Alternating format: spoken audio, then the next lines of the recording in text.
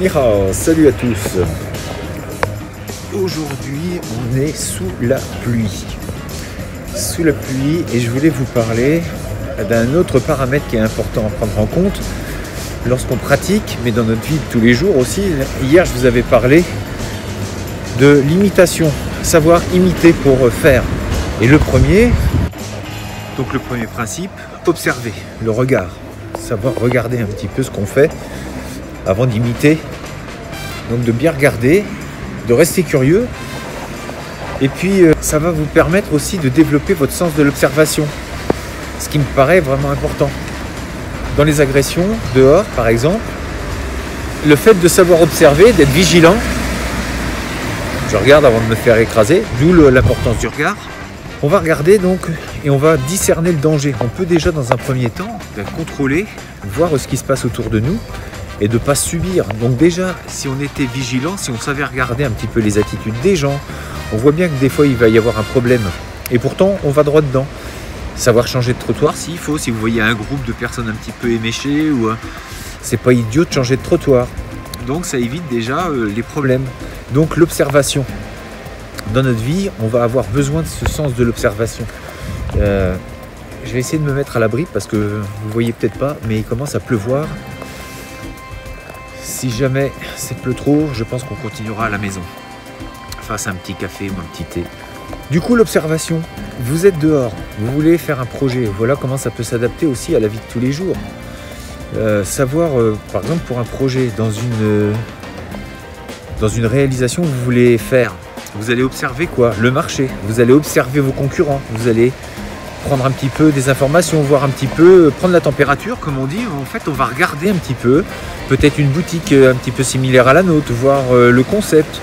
Donc s'imprégner des choses par le visuel.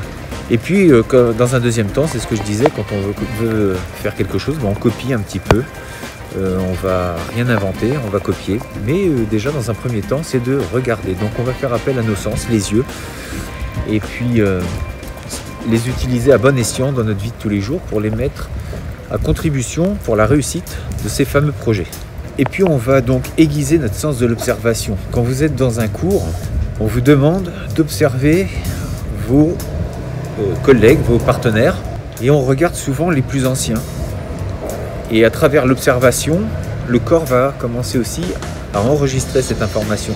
Ça va passer par les yeux, mais après dans le corps, quand vous allez commencer à faire les choses par deux, eh bien vous allez sentir les impressions que cela peut vous apporter.